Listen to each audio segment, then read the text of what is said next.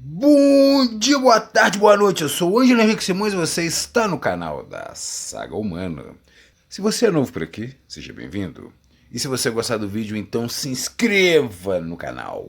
E se você já é inscrito, considere a possibilidade de se tornar um membro do canal. Assim, você apoia a produção de conteúdo e recebe benefícios exclusivos. E se você gostar do vídeo, eu recomendo a leitura do meu livro, A Saga Humana, que amplia e complementa os temas abordados nesse vídeo. Mas sem perda de tempo, vamos logo para o vídeo da semana e, enquanto rola a vinheta, já sabe, né?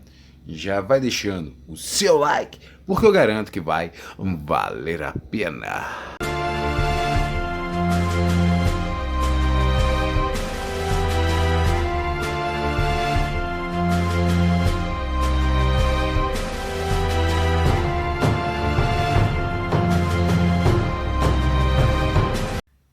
A cidade de Chichén Itzá.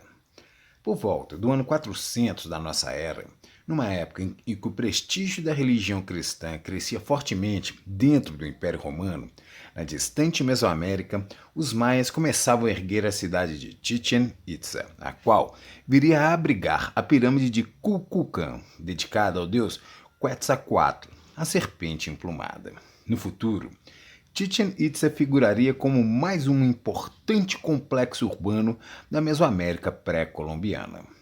A cidade começou a ser erguida pelos maias por volta do século V, mas por volta do século XI, as evidências indicam, ela teria sido supostamente invadida por estrangeiros, que também seriam falantes de uma língua maia, mas influenciados pelo povo tolteca. Esses futuros invasores dominariam e ocupariam Chichén Itzá, fazendo dela a sua capital, quando seriam erguidas novas estruturas. Mas as evidências também sugerem que antes disso, Chichén Itzá tenha sido abandonada por motivos desconhecidos, entre os séculos 9 e 10. E por volta do século XV, novamente a cidade parece ter sido abandonada, por motivos mais uma vez ignorados, mas dessa vez em caráter definitivo. Ainda assim, ela continuou sendo uma localidade sagrada para os maias. Os cientistas indicam que os maias alcançaram um grande avanço nos campos da astronomia e da matemática, a qual era de base vigesimal. Adicionalmente, os maias possuíam conhecimento para calcular o ano solar e o de Vênus, com até 4 casas decimais. Seu conhecimento astronômico era tão sofisticado que eles eram capazes de prever eclipses solares e conheciam o algarismo zero. Em meados do século XX, exploradores europeus descobriram o sítio de Chichén Itzá e começaram, desde então, a escavar e a estudar suas ruínas.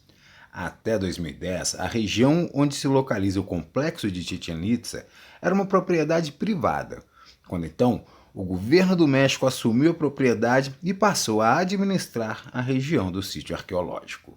O local apresenta estilos arquitetônicos distintos, os quais encontram origem em diferentes regiões. Estudiosos supõem que a presença de tantos estilos diferentes seja reflexo do fato dessa cidade ter sido um ponto de migração, ou mesmo de conquista, pelas demais populações da região. A maioria dos pesquisadores, contudo, associam a variedade arquitetônica da cidade à hipótese de que Chichén Itzá tenha sido um ponto de convergência multicultural maia. Os principais edifícios mais antigos foram construídos em estilo arquitetônico Púuc, no qual as construções eram feitas de pedra calcária. As paredes externas costumavam ser lisas na metade inferior e acima haviam esculturas de padrões geométricos e representações de Shak, o deus da chuva. Construções nesse estilo incluem a Casa Vermelha, a igreja, o convento e o Observatório Astronômico El Caracol. Os invasores do século XI viriam a promover algumas novas construções, nesse caso no estilo tolteca. Esse estilo caracteriza-se pela presença de esculturas de cobras, caveiras, gigantescas estátuas e figuras peculiares chamadas Shakmal. Ao invés do deus da chuva Shak, os edifícios posteriores passariam a apresentar imagens de Quetzalcoatl, a serpente emplumada, um dos principais deuses da Mesoamérica. Outro estilo arquitetônico presente no sítio é chamado de Xenis. No setor Las Monjas de Chichén Itzá, há uma maior concentração de esculturas com hieróglifos gravados, nos quais alguns estudiosos indicam similaridades sutis com as inscrições hieróglifas egípcias.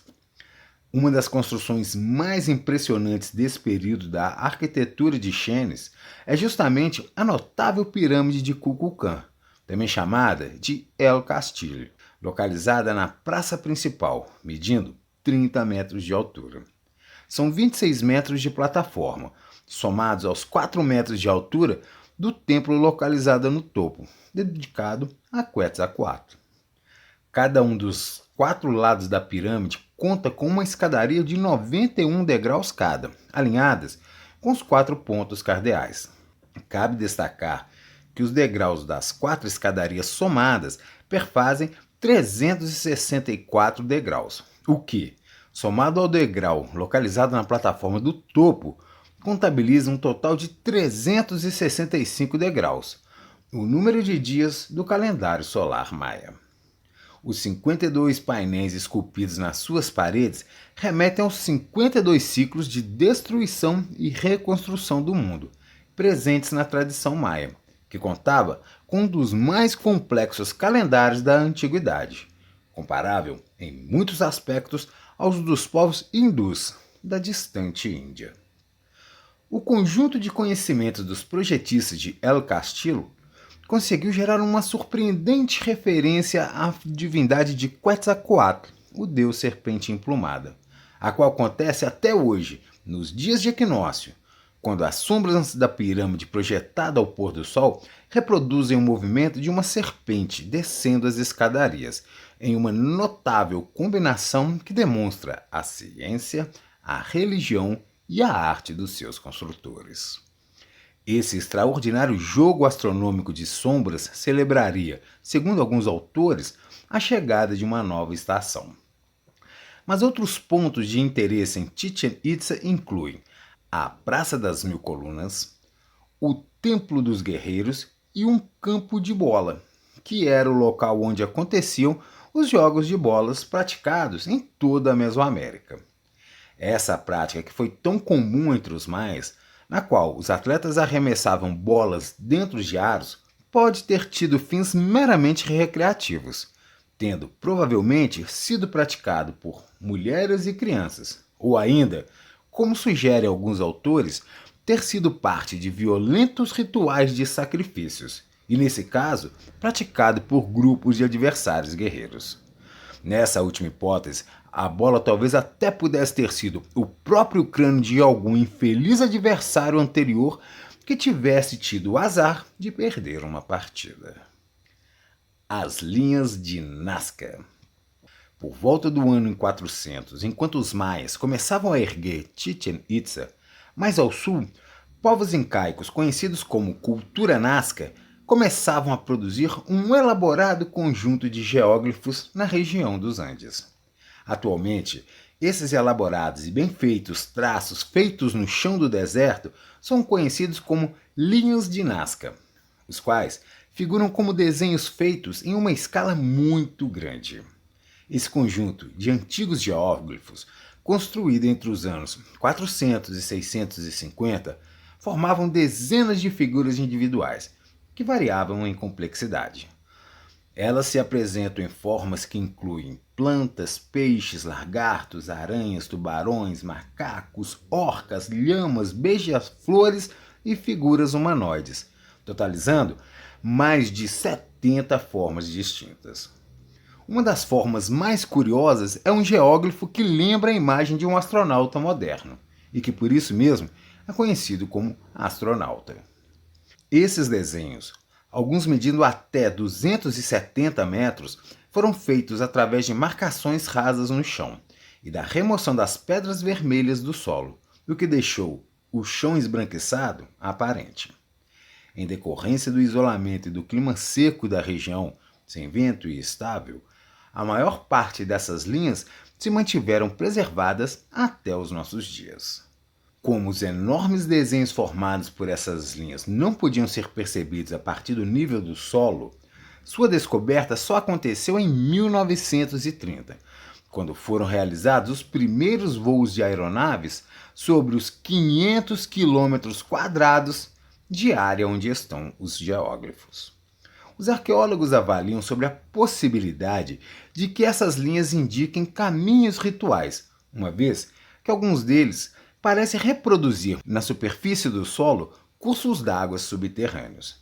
Também é aceita a ideia de que os geóglifos eram uma manifestação de culto aos deuses, uma vez que eles só poderiam ser vistos do céu, direção de onde vinham os deuses.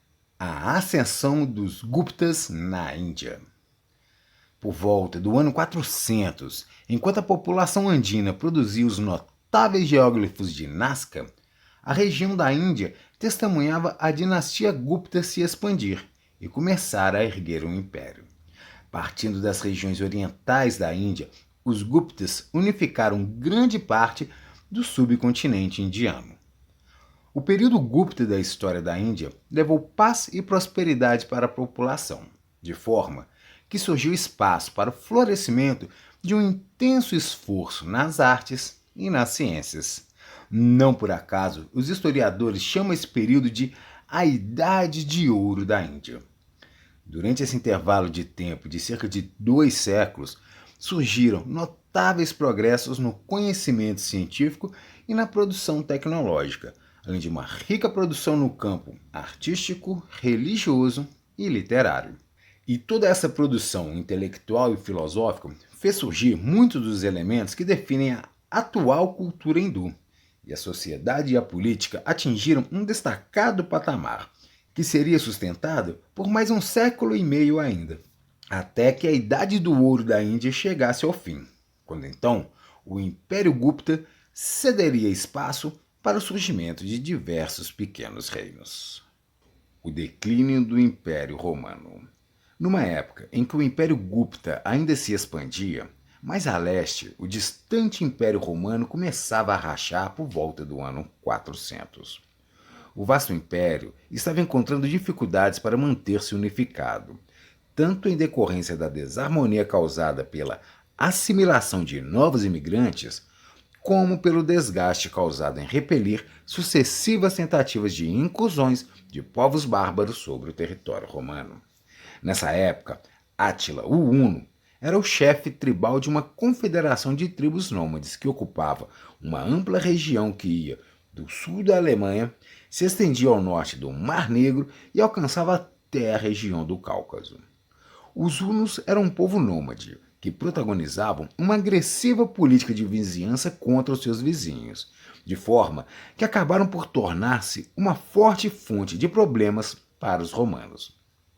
Os historiadores enumeram, entre os fatores determinantes para a decadência do Império Romano, a insuficiência numérica de resultados do exército, a saúde e as condições gerais da população, o desempenho da economia, a incompetência dos sucessivos imperadores, o mau desempenho da administração pública e as mudanças religiosas. E de maneira destacada, a pressão dos povos bárbaros, que começou a chegar pelo lado oriental das fronteiras, também teve forte impacto no colapso do império. Entre as causas que alimentavam essa pressão estavam os impactos causados pelo avanço dos hunos em direção ao ocidente.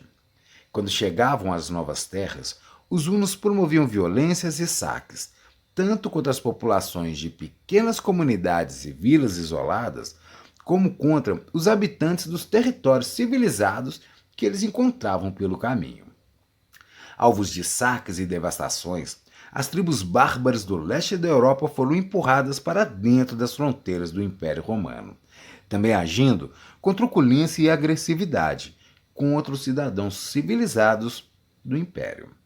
Estes, por sua vez, chamavam de bárbaros os povos estrangeiros que não falavam latim, que não seguiam as leis romanas e que não se relacionavam com a sua civilização.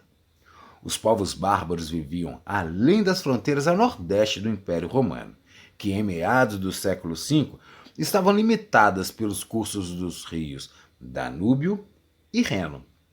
Eles possuíam uma ancestralidade indo-europeia, falavam línguas germânicas e eram coletivamente chamados de germânicos pelos romanos. Os germânicos se dedicavam às atividades agrícolas e de criação de animais. Se organizavam em clãs, desconheciam a autoridade romana e tinham leis que se baseavam nas suas próprias tradições. É bem verdade que desde o século I, alguns germanos eventualmente haviam atravessado a fronteira, chegado ao Império Romano e se fundido à civilização. Algumas tribos da fronteira, inclusive, chegaram a manter íntimo contato com os romanos, com os quais desenvolveram laços de cooperação militar e comercial. Mas no século V, o avanço dos hunos impulsionou a penetração dos povos germânicos cada vez mais para o interior do decadente Império Romano. Entre as populações germânicas que invadiram o território romano no século V estavam os anglos, os saxões, os francos, os bergúndios, os vândalos, os suevos, os alamanos, os ostrogodos e os visigodos, entre outros. Mas o fato é que as populações das tribos germânicas foram gradativamente avançando em direção ao interior do território romano e, como consequência, começaram a surgir bolsões cada vez maiores de áreas controladas pelos bárbaros.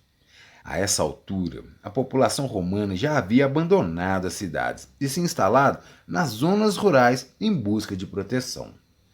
Ao longo do século V, houve uma desintegração civilizacional no Império Romano. E em 476, os bárbaros invadiram e saquearam a cidade de Roma e destronaram Rômulo Augusto, o último imperador romano. Dentro desse contexto, o Império Romano encontra historicamente o seu fim no ano de 476.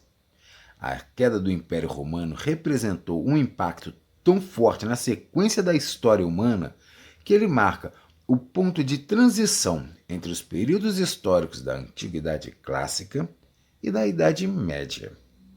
Mas, na realidade, a queda do Império Romano foi um lento evento que se arrastou por décadas, de forma que a deposição do último imperador não figurou como um acontecimento repentino e dramático que trouxesse a reboque uma mudança social drástica e repentina.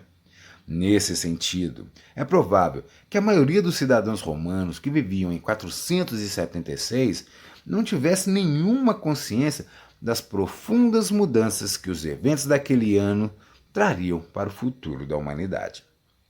Seja como for, a porção oriental do Império Romano manteve-se intacta, forte, firme e unida. Sua capital, a cidade de Constantinopla, atual Istambul, que havia sido construída pelo imperador Constantino, foi mantida como sede do poder do Império remanescente, o qual historiadores modernos nomearam como Império Bizantino. A partir desse ponto da história, o Império Bizantino torna-se o guardião da língua e dos costumes greco-romanos e do conhecimento legado por povos ainda mais antigos. E, por sua vez, esse conjunto de padrões seria fundido à nascente religião cristã.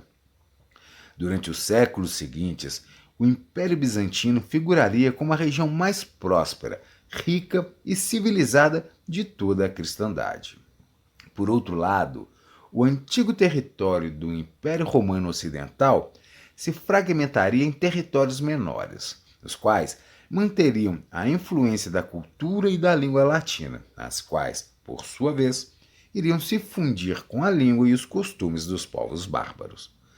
Dentro desse ambiente teve início um processo de reconfiguração política que iria dar forma à posterior sociedade feudal da Europa Ocidental. A Igreja Cristã, alguns nobres do antigo Império Romano e os bárbaros invasores tomariam parte nesse processo de formação civilizacional que faria nascer a futura Europa medieval. e em consequência do vácuo civilizacional deixado pelo extinto Império Romano, as populações da Europa se isolariam em comunidades autossuficientes e que manteriam poucos contatos externos. E esse isolamento faria começar a surgir, já no século seguinte, as línguas grega, polonesa, búlgara, servo-croata, tcheca e russa. E na sequência dos séculos, uma nova geração de línguas começaria a ser falada nas regiões mais ocidentais do continente, entre elas o português. Então, galera, com esse vídeo a gente encerra o período da Antiguidade Clássica. E com isso, a gente construiu até aqui uma narrativa única, direta, contando a história acumulada dos nossos ancestrais desde os tempos da Revolução Cognitiva, passando pelos tempos de introdução da agricultura, pelos tempos do surgimento da escrita, até os primeiros séculos da nossa era, já na época de virada para o início da Idade Média. Tudo de mais relevante que aconteceu com os nossos antepassados no Oriente Médio, no Oriente da Ásia, na Oceania, no continente americano, na Europa e na África estão nos vídeos anteriores do canal. Essa é a história da saga humana que você confere aqui no canal.